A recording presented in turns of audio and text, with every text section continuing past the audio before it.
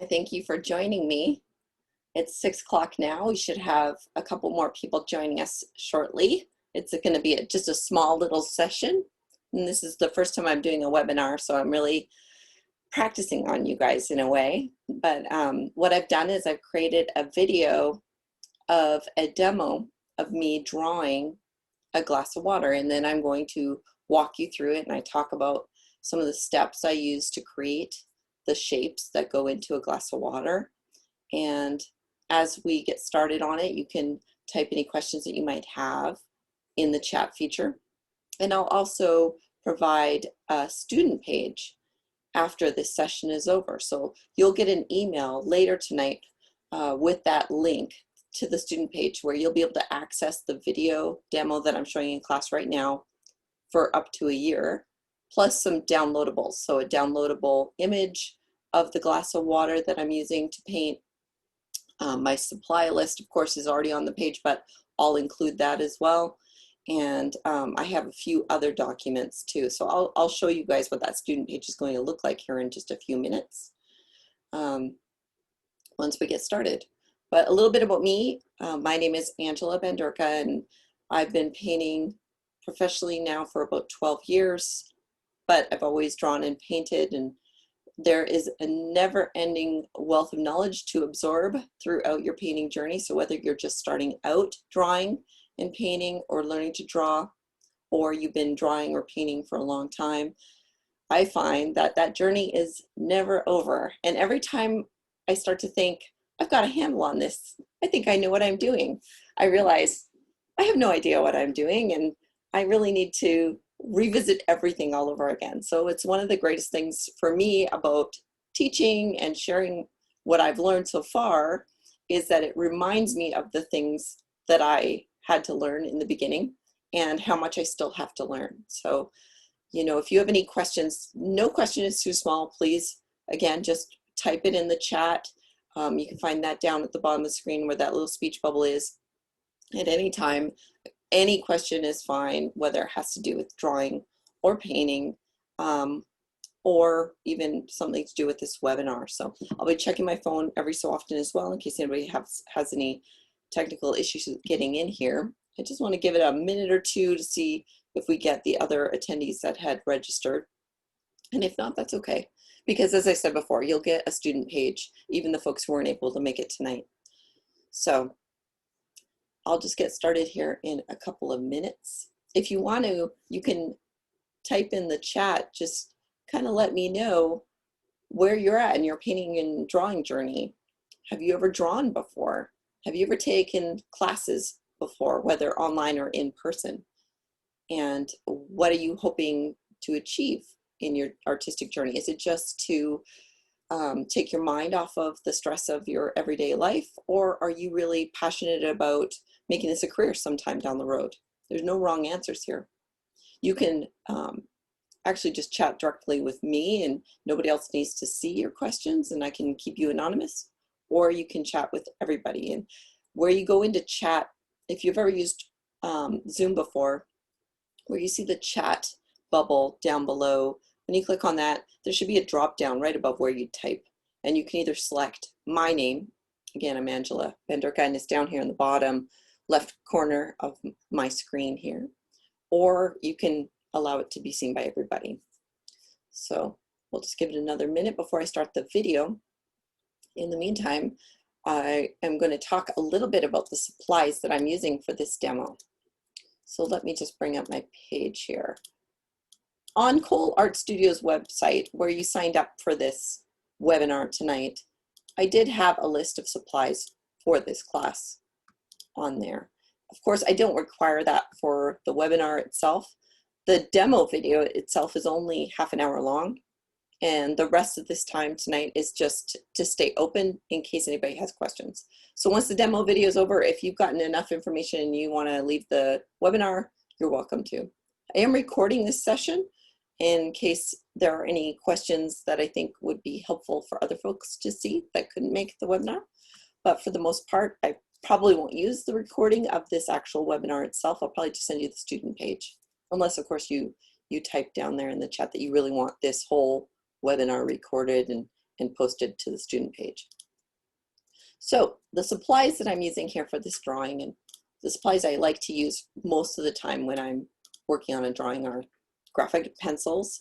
You probably used graphite pencils before. A lot of people use just a number 2 pencil, but you can actually get a multitude of different types of pencils that come in different strengths. So you might have seen them from Bs all the way up to Hs, and then HB is kind of that standard number 2 pencil. And sometimes I'll have folks ask me, well, what's the difference between an H pencil and a B pencil?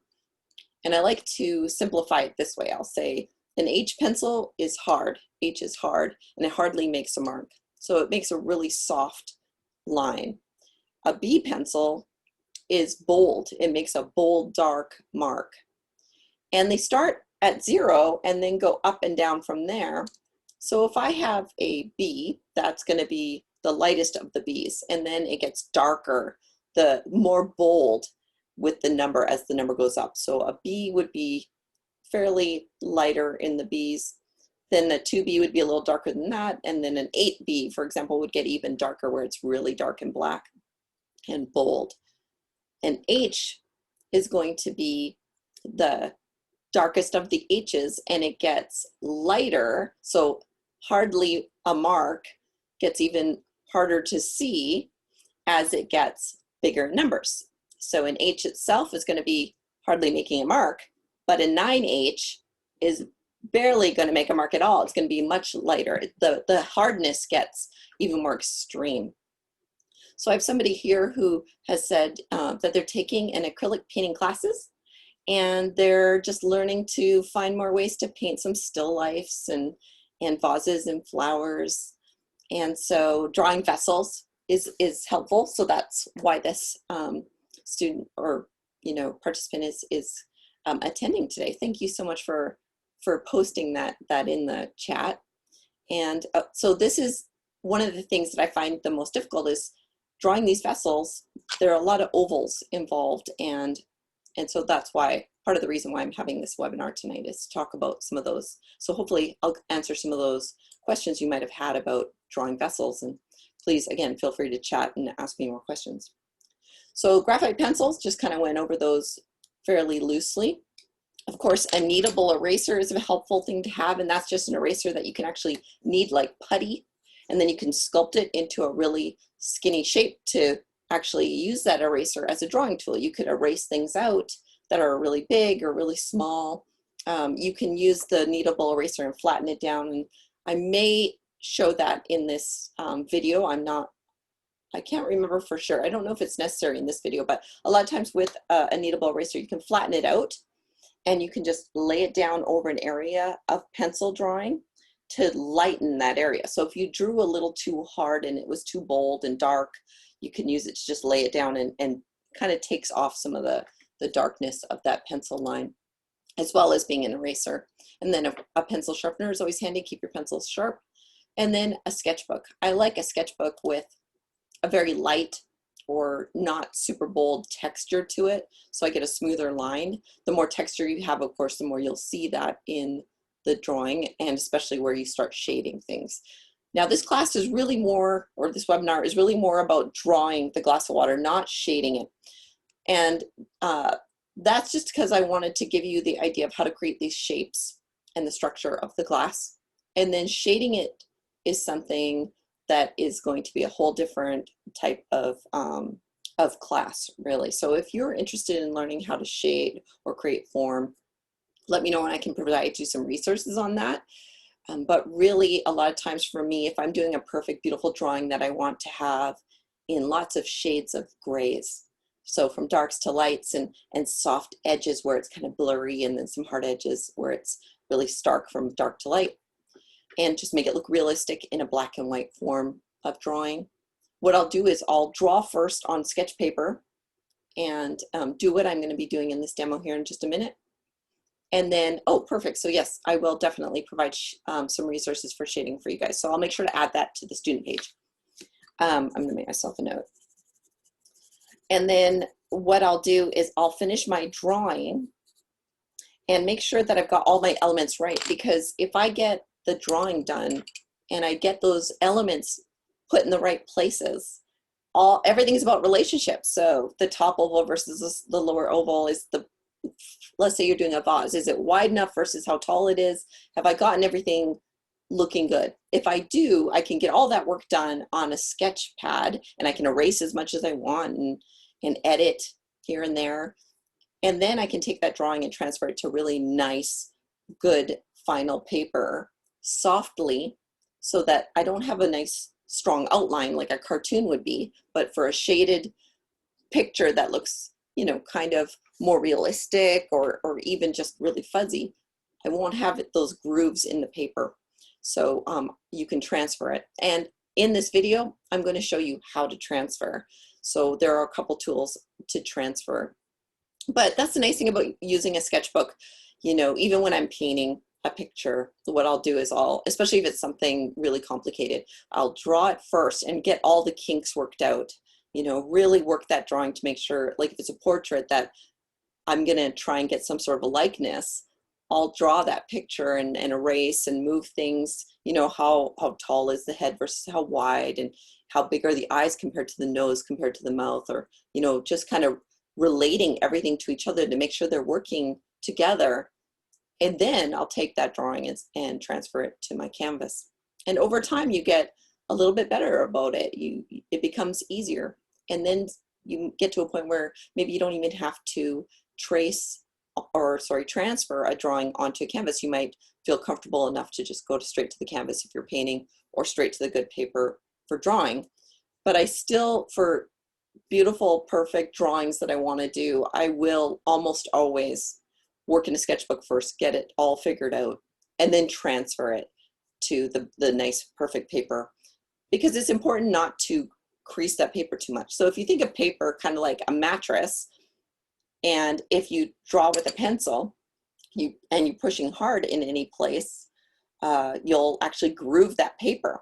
And then what happens is, if you want to try and shade over that area where the groove is, that grooved area won't let you shade inside of it, or it will look really light. You may have run across this before. If you ever get a poor or inexpensive pencil that has like a little burr in it, and you're drawing and suddenly it makes a little like streak or a mark that you didn't expect in the paper, and then you try shade over it, and that line that you had made is always like a white line or something. Now, knowing that, you can use that to your advantage too. For example, a lot of times I'll sign my name. In fact, let me quickly grab my sketchbook and kind of show you what I'm talking about here. So you may not be able to see it too up close, but I was working on this with another student. Okay, so let me see if I can do it where you can see it without my virtual background. Let me get rid of my virtual background first, because you'll notice my hairline and everything get a little funny. I'm trying to save you from seeing my messy office, but let me just turn that virtual background off here real quick. Here's my messy office. Okay, so down here, you can see I've got some shading, and can you see my signature carved out of that? What that is I took a really light pencil, like for example, let me give you an idea of how this might look, or any tool that's going to make a mark. It could be, you know, like a brush that has a chiseled edge. And even if I was just to draw a line, for example, on the paper there with that brush mark, you can't see anything because this is not a pencil, it's just a brush. But the minute I start to shade over that area that I just did, can you see what happens there? See that white line now that's made? Because I've creased the paper.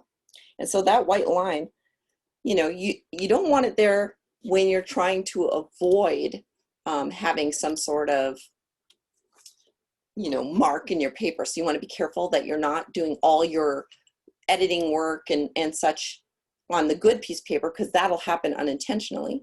But knowing that that can happen is actually really great, because then if I'm doing a painting, or sorry, pardon me, a drawing of, for example, a portrait, and it's a little kid who's backlit and they've got fine hairs coming out, or a cat's whiskers, or even my signature, and I've got an image that has a lot of shading, I could take a tool or like a 9H pencil that hardly makes a mark, And I can intentionally sign my name or make those little whiskers or those hairs and then shade over that area.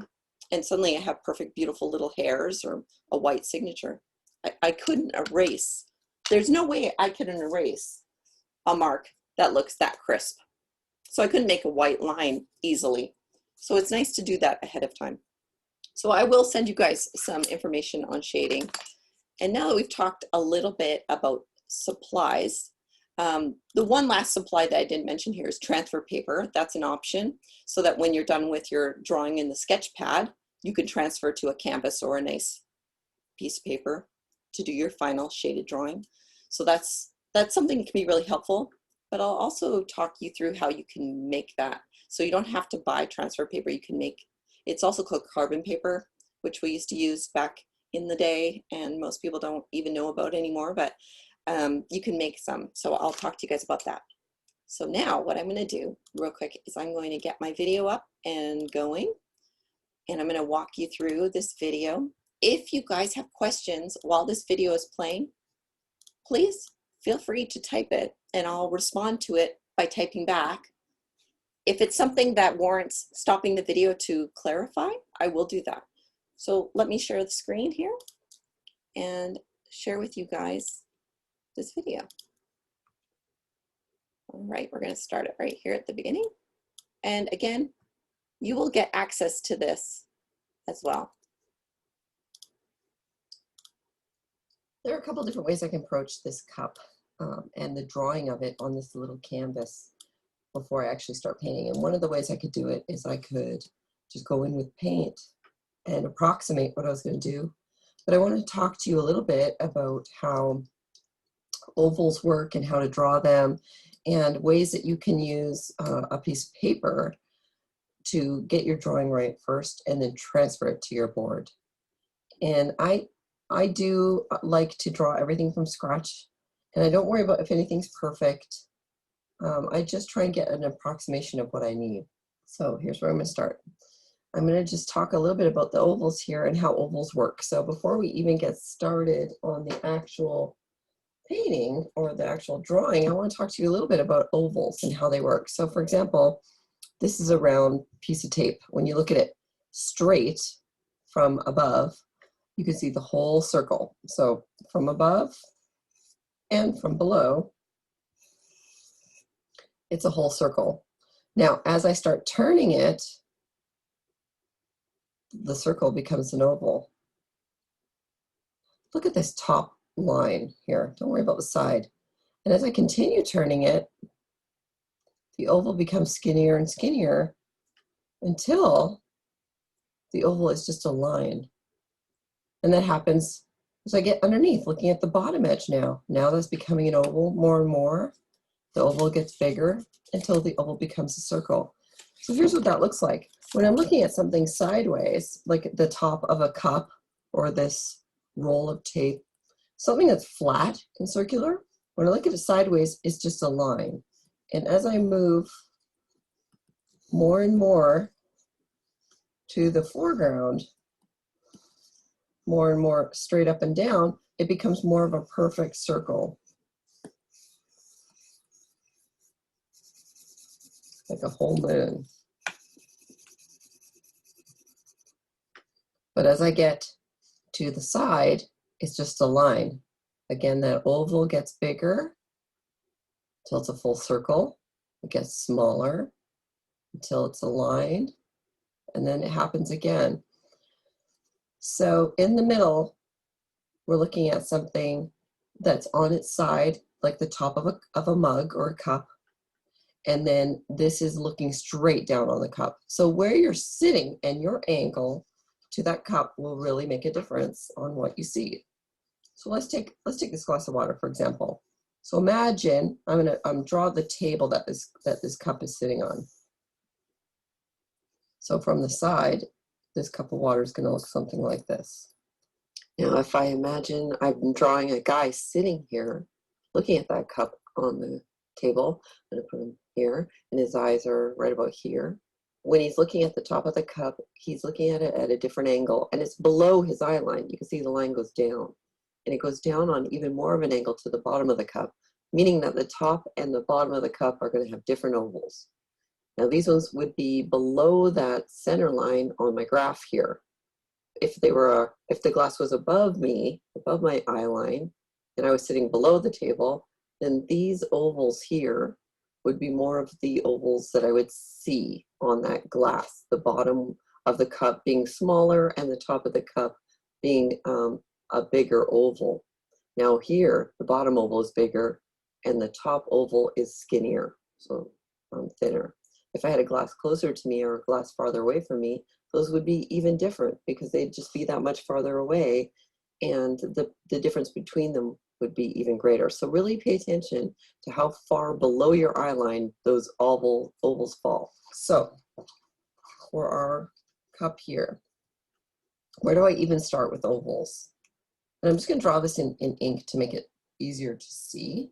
So in this Sharpie here, what I like to do when I'm creating an image of a glass of water or a cup of tea is I'll actually create myself bounding boxes. So let's imagine that this is the whole space and I want to fill the space with that cup of water. I know that the oval is going to be near the top, and I know that there's going to be an oval that comes just below the halfway point, because that's the bottom of the cup. I have the shadow here as a hero, because look at that great line of light that's happening in that shadow. And I've got it offset with a piece of lemon that's on the opposite side of the shadow. So I'm kind of trying to balance the piece a little bit, creating kind of a zigzag in a way where your eye will follow. And I'll talk about design more in the last week of our class. So for this example, I'm not going to try and make it look exactly the same. And you guys, I'm not going to stress out about I want to apologize. I talked about another week that I was going to be working on, and I used this in a class that was multiple weeks a long time ago. So it's just disregard that. It was kind of confusing. I apologize. What I want to do is I want to just talk to you about proportions, and then I'll show you how you can get exact if it's important to you. So I'm going to imagine that there's a center line. Okay, so I'm just going to imagine that center line. If I was working in pencil, I'd draw it very lightly. That'll be the center of my glass. And imagine where the top of the glass is. And imagine where the bottom of the glass is. So it's, let's see, 1, 2, it's about a third of the way up. So let's say 1, 2, 3. So it'll come to roughly about here. So I'm starting to get a framework for where my glass will be. And I'll show you how I'll draw this in pencil later, but I want to give you guys the framework of what I see when I'm working on it in pencil more clearly in pen. How wide is that cup? At its widest point. So let's check my work here. I'm going to take pencil and say, okay, how wide is it at its widest point? Actually, I'm going to move this here. Versus how tall is it? Okay, so I'm going to go here. I'm going to get the height. That's usually the best way to start. It's the height, the longest edge. And then go to the widest edge on that axis. It should be roughly twice as tall as it is wide. So let's see if I'm close here. Oh, that's not going to be long enough. Let's go to this here. Okay, let's roughly say half. Oof, so I'm way too wide. Okay, now I know. I'm going to go in and alter my bounding box. Let's go and see now. Roughly halfway. We're closer.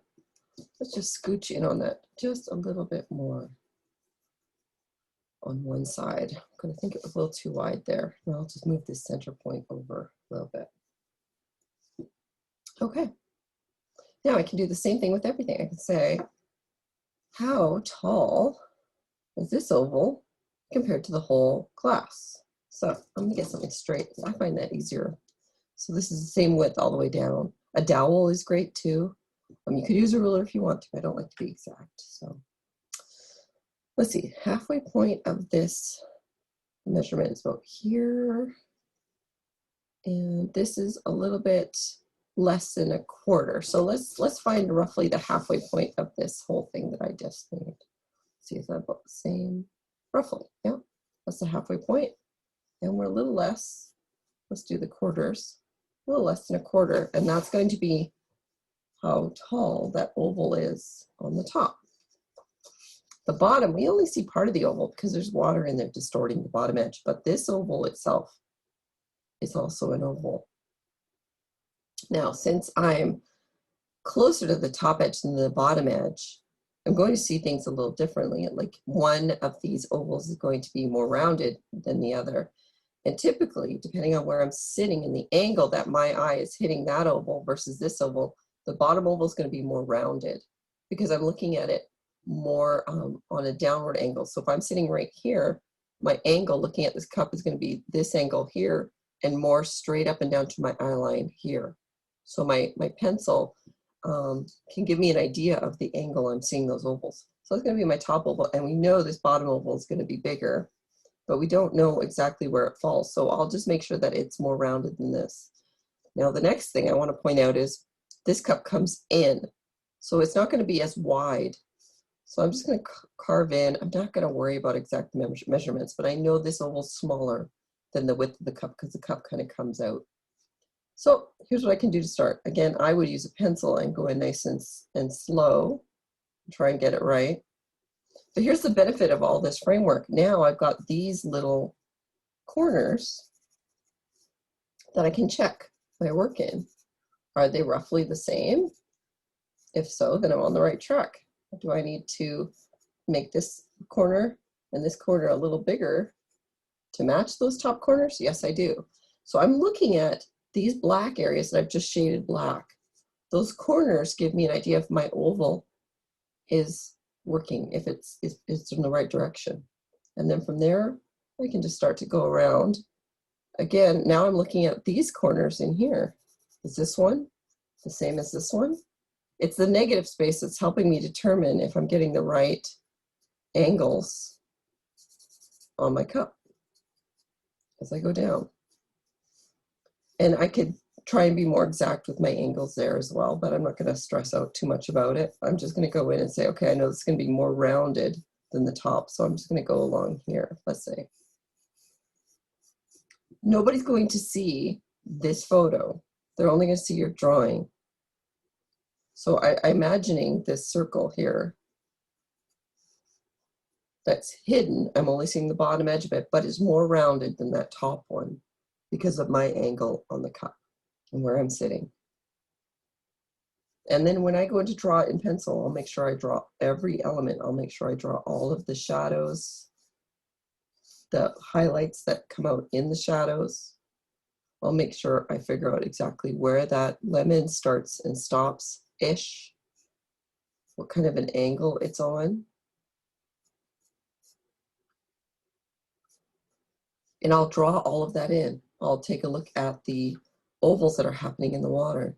And before I move on to the pencil drawing, one thing I want to point out is with this water in the glass, when you're looking at water in the glass and it's just a smooth edged glass like this, what you'll see is there's surface tension of the water. The water, you'll always see, if this is the top of the water and this is the edge of the glass, the water always grips the edge of the glass. It kind of comes up on the edges a little bit. That's surface tension as it kind of hangs onto the edge of the glass. And we see that in our drawing. How we see it is like this. I'll see the oval, which might be a little bit more rounded than that oval up at the top, because again, it's moving down and the ovals are getting more circular as they're going down, in this case. And I know my line is a little crooked, but that's okay. And then what I see is what I call an egg sitting on a hammock. You can see the edge of the glass here, where the water is sitting inside the glass, because the glass itself is a thick glass. If that's the edge of the glass, there's the top rim. This is the water. The glass has a thickness to it. So if it's glass and you can see through it, you'll see the water will sit just inside the glass edges. That front line will touch from edge to edge, however. That's that surface tension. At the bottom, because the way the glass is, there's a thickness down here of the glass, so you'll see that straddle. But then everything else just kind of comes in like this. It comes up along the edges, and then it's rounded in the center. And that's just because of the refraction of light. and the way light will refract through water and off of water and reflect around inside the glass. Some light coming down that side. So this is a generalized idea of how that glass is going to look. Now I'm going to go try and draw it on paper and get it right first. And I'm going to imagine that I'm going to draw it to fit on this little 5x7 canvas. So I've got to draw it smaller. I'm going to go to a fresh sheet of paper. Now I'm going to take this canvas, and I know how it's smaller than my paper, so I can trace it. But even if it was bigger, let's say I was using this piece of paper to do a painting that was 24 inches tall by 8 inches wide, I could go in here and I could say, okay, I could do 4 is half, 24 divided by 2 is 12. Ooh, I can't go that big. So heck, I could do centimeters, and I could do a sketch that was 12 centimeters by 8 centimeters and draw out the right dimensions, because that aspect ratio is everything. So you don't crop things off. So I would do my drawing on my paper in the right aspect ratio. It's smaller, so I can even just go in and outline it. Yeah. Find working smaller for these demos really makes sense for just these small little demos for class. Doesn't have to be perfect, but I just want to get roughly the right size. So this is going to be my bounding box for my drawing. My drawing can't go outside of this box, or if it does, it will get cropped out of the final painting. So here's where you can go in if you want. You can say, okay, what's the exact center point? 2.5, 2.5-ish. And then I can go down and I can give myself, okay, there's my center point. I always have my center point because that really helps me. I'm not going to measure the drawing or the photograph. I just want to get roughly the right places. And then I'm not going to worry about that. I know that my cup is going to be twice as high as it is wide. So let's say I'm going to make it into, let's say we said a third. So roughly there. And not being too precise, I find helps make this piece feel more lifelike than if I was to be exact. Okay, so let's just throw my ruler in there. Let's say 4.25 high. It's going to be 2 1/8 wide ish. So something along these lines. Notice how I'm moving my whole arm. I can put my pinky on the edge of the canvas to help me steady it. And you could draw right on the canvas. I just want to show you another way. I've shown you a grid system, and I've shown you painting right on the canvas. Now I want to show you a grid. Or sorry, not a grid. I want to show you transfer. So getting all the sketching out on your paper, making all these mistakes here. I know the top of that cup is going to be a little, that oval is going to be a little smaller on the side because it kind of bows out. And it kind of bows out, let's see, more than halfway up. So let's say somewhere around here. This is where I'm going to have my widest edge. This is where it's going to touch, is going to be right around there. And then the height of that oval, let me go back to my pencil. I think I said it was right under 1/4 of the height. Yeah, so roughly right around 1/4 of the height. So I'm going to go here. And if this was roughly 4.25, 2 and 8, that's about the halfway point. So I'll make a mark for myself halfway. So then 1/4 would be somewhere around here. I'm going to say that the bottom of the oval is going to be like here. So I'm going to create that bounding box. So this, and I can erase everything around it to make it more clear, if that's helpful. That's going to be the bounding box for my oval, is right there. And you wouldn't need to do it this big. So now I know the height and everything of my, and the width of my oval. I'm just going to start throwing my oval in.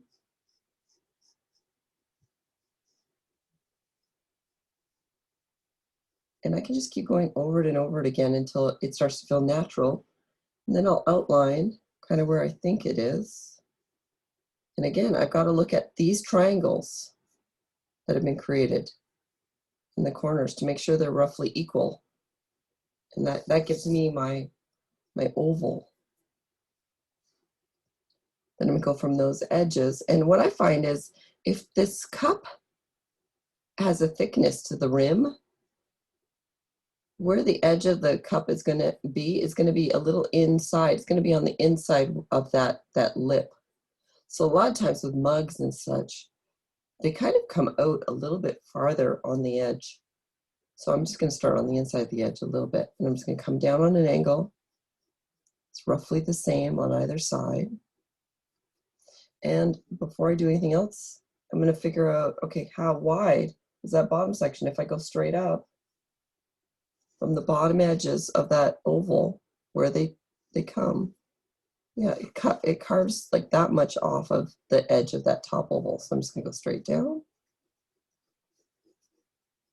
And I know that my bottom oval is gonna be a little taller, just a little bit. Don't exaggerate it too much. Don't make the bottom oval too much wider, even though I'm talking about how much it's more of a circle than this one.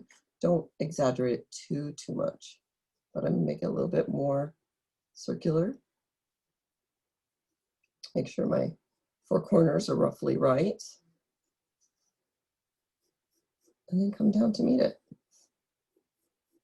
And again, I've got to make sure these edges are roughly similar, and everything has to be centered on that center line or the whole cup will feel out of whack.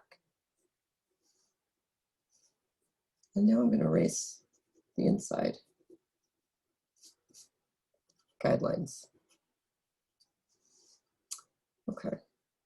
And I just keep going from here. Now I'm going to figure out where my my water is going to go.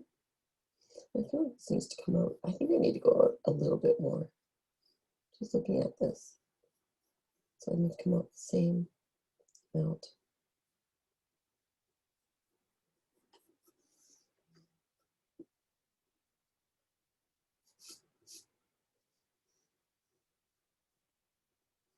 My water line is roughly somewhere in here, so I'm just going to draw it in similar to that oval above it. From edge to edge, just a big smile. And then that water itself again is that egg sitting on top of that hammock I've just created, with a little bit of an edge here between this line and this line. So I need that edge in there. And then there's a height to this glass bottom.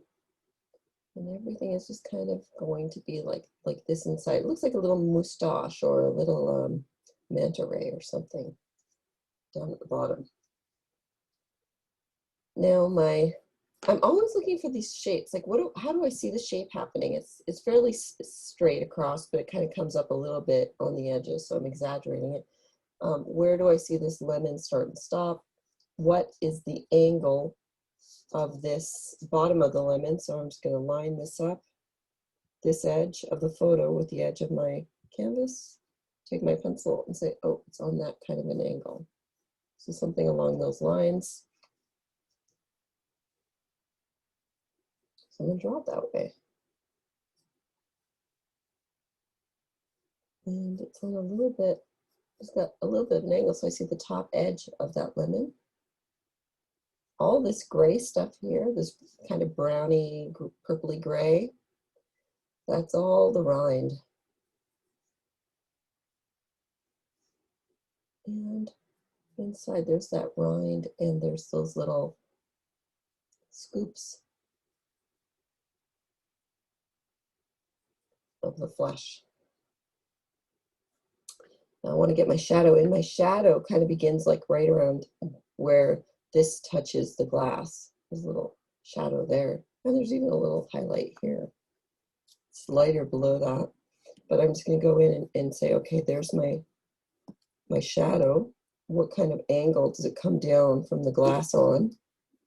What comes more towards us on this right edge of the glass and more sideways on the left edge of the glass? So it gets wider. And then there's a highlight. Kind of comes in roughly here-ish. So now I've got that lemon and I've got the shadow. I've got the cup. And, you know, it might not be a perfect, I want you guys to spend more time on this drawing and really feel like you've gotten it right. That you've got your proportions right, and that'll help you make a more successful painting. You don't need to have every detail. The things you need to have are this line at the bottom here, this egg, this top oval, just even the wedge of the lemon without any of these little details. The bottom of the glass, how thick it is here. This little, you know, dip here, that's kind of the bottom of the cup, inside the bottom of the cup, and the shadow. And the shadow is a very soft edged shadow, so it's hard to kind of create those lines of where it's going to go. But I'm just kind of putting it in as an idea of where it's going to be. This is, I see this kind of jutting out, this shadow from the lemon. And now I'm going to transfer it. So how do I transfer it? Now that I have this drawing done, if I was working on that 24 by whatever I said, 8 canvas, what I would do is I would actually scan this into my computer, and then using Adobe Photoshop or Illustrator, I can print it out in tiles. You might be able to do that with a paint application too, where you can scan this in on, if you have like a scanner, or even if you have your phone, take a picture with your phone and then use the straighten tool that's inside the camera. You'll see it when you go to crop, that there's a straighten tool to straighten everything out, and then open it up on your computer in a paint application of some kind that will allow you to print it out in tiles. Print it out, tape it all together, and then I use transfer paper. So this is old carbon paper, like we used to use in typewriters back in the olden days. So young people have no idea what this is.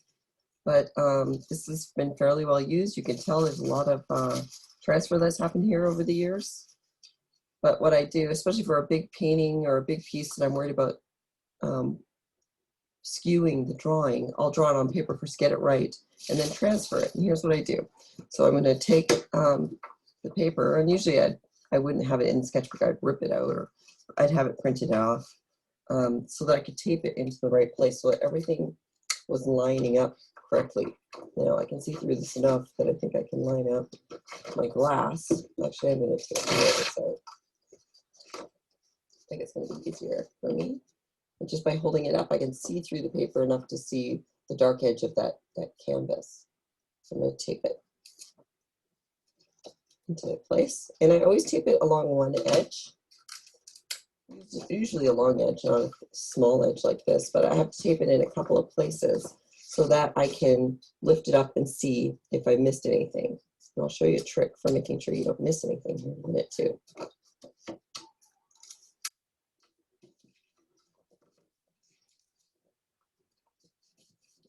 I got it lined up just right. And do one here too, just to stabilize it so it doesn't move around. That's important. Okay. So now I'm just going to move my resource away. Take my transfer paper, and the darker side, the shinier side, faces down, because that's the part that's going to transfer it. I'm just going to slide it into position. Okay. Let's see if that my edge just folds over. So fix that.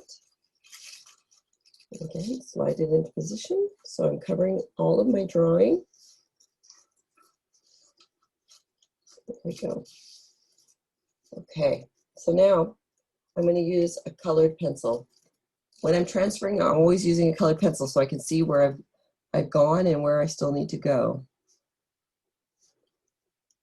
And I'm pushing down, but I don't have to push so hard. And I can always check and see, is it transferring? And if it's not transferring, I know I need to push harder. Because I've taped this, I can take a look and see and make sure. I've done this quite a few times, so I have an idea of how much pressure I really do need to apply at this point. But you might have to do it by trial and error. It always helps to start really lightly to start, lightly. then check your work, and then determine if you need to push down harder. And I like a really sharp pencil, but not so sharp that it stabs through the paper. So again, trial and error.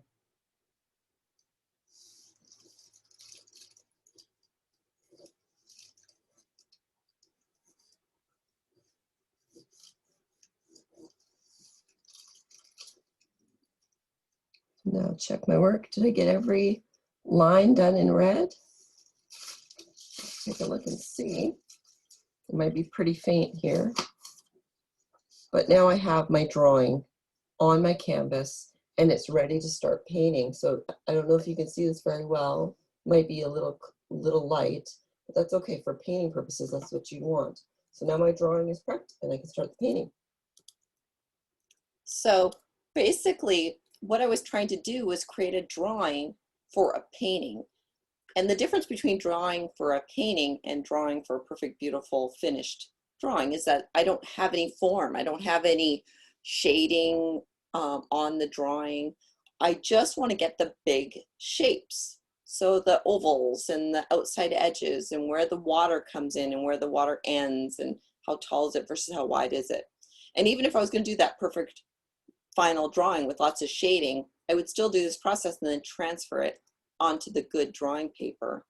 But when I transfer it onto the drawing paper, I have to push really lightly. So with that colored pencil I was showing you, you just want to push really lightly, then check, like lift it up and look underneath to see, can you see it at all? As long as you can see it just very faintly, that's perfect.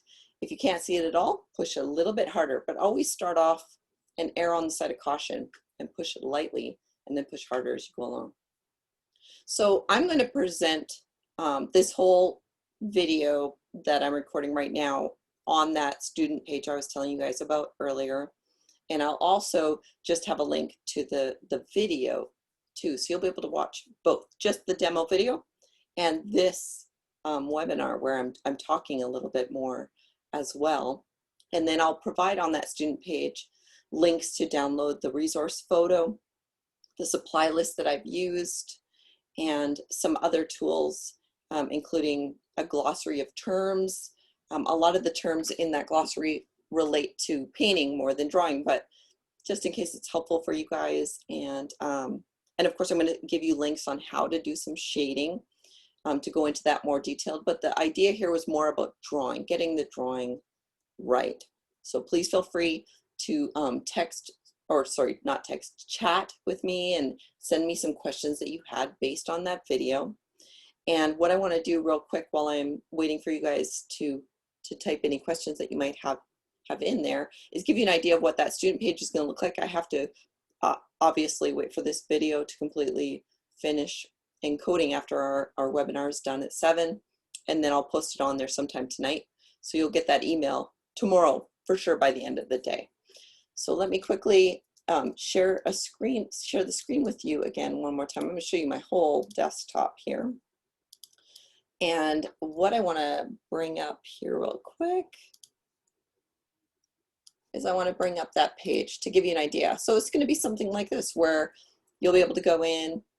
You're going to have a password to get in here because only paid students get to access this page. So it's not open to anybody, but you'll be able to download the image, download a glossary of terms. Plus I'll have some other tools there talking about basic shapes, something that talks about how those basic shapes could be used to draw anything.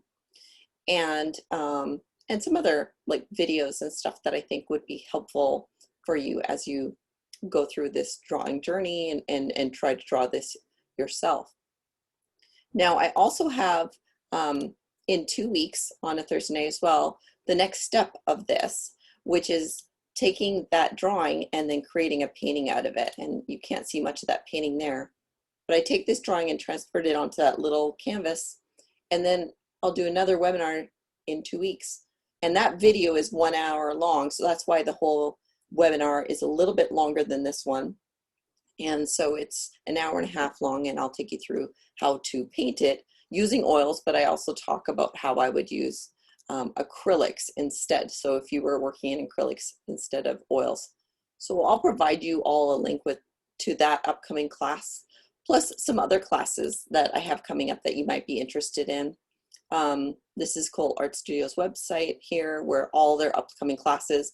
I encourage you to take classes from all kinds of instructors, and I'm sure you already are. Joe McKechnie has a bunch of classes coming up starting next week, and he really goes through a different style of drawing, but a lot of the concepts are very much the same, and he really works with you on creating a final beautiful drawing where there's shading. And then I have some other classes including Intro to Oil Painting, intro to acrylic painting, and then my favorite class, which is called the 5 elements of oil and acrylic painting. So if you're interested in painting, this class talks through 5 different themes. So each week is a different theme. The first week is all about drawing, then it's all about values. That's your darks and lights, shades of grays and darks and lights. Then color, and then edges, which is whether things are soft and blurry or really sharp. And so that's my favorite class. And these are all going to be online right now just because of the coronavirus situation that we're in. So things are a little different.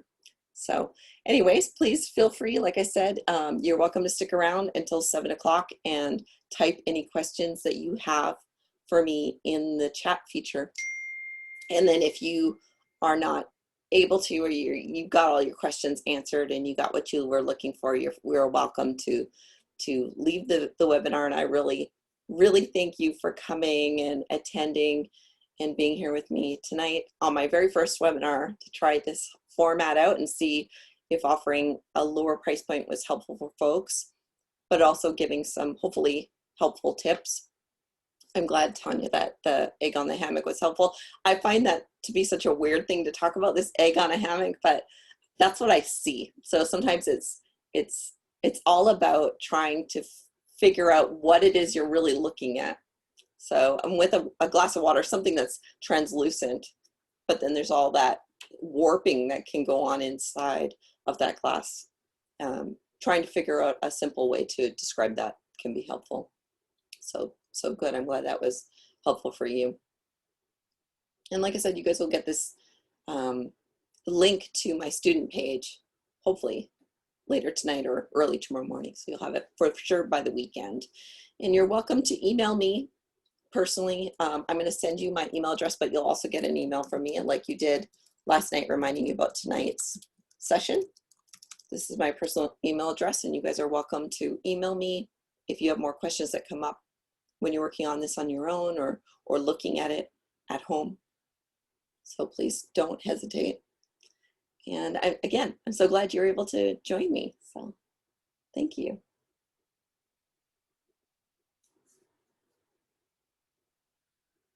I'll just hang out for a couple more minutes and see if there's any other questions. But again, you don't have to stick around if you already had your questions answered. You're welcome to start the rest of your evening. Oh, awesome. Thank you, Tanya. I'm glad that you enjoyed tonight's session, and I'll see you in 2 weeks. Yay. The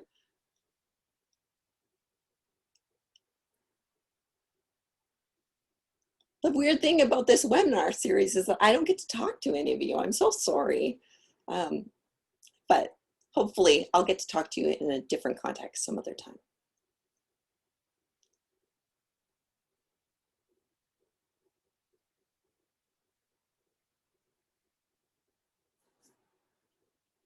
Karen, you're learning watercolor. That's awesome. So watercolor, I would recommend you to one of our other instructors at Cole. I have worked in watercolor before, but I don't feel like I'm an expert in watercolor in any way. In fact, my husband actually is an expert in watercolor. His name is Ron Stoke, and he does teach at Cole Art Studio. But we have a couple of instructors, including one really new instructor to us who has been teaching for a long time. Her name is Kim Caldwell, and she does some beginners watercolor classes that you might really enjoy. She's just absolutely a sweetheart. And then there's also Susan Waite. She does some beginning watercolor classes at Cole, including some fun, kind of more loose florals and such. So there are a bunch of options for watercolor on the website that you can go to. Yeah. So you know Kim already. Yay, she's awesome. I like her. I'm more of an opaque painter, so I do oil and acrylic and gouache in an opaque way, not see-through like watercolor. Watercolor itself is super fun and I love it, but totally different way of working, and it's almost like using the opposite side of your brain. They're absolute opposites. With oil and acrylic and gouache work the way that I do it. I start with all my darks and then layer my lights on top at the end. And with watercolor, because it's a translucent or transparent media, they work and save their whites and do their darks at the end. So exactly flipped. So my brain doesn't work that fast to do that swap. Although drawing and shading is a little bit of a translucent media too. So I guess I can't really say that. So when you're drawing and using these different pencils, like the B's and the H's, you are glazing in a way. You're doing translucent layers and building up the values to get darker and darker over time. I do go over that a little bit in my 5-week class when I talk about drawing and the differences between drawing for drawing's sake and drawing for a painting, which is very brief. You just want the main shapes.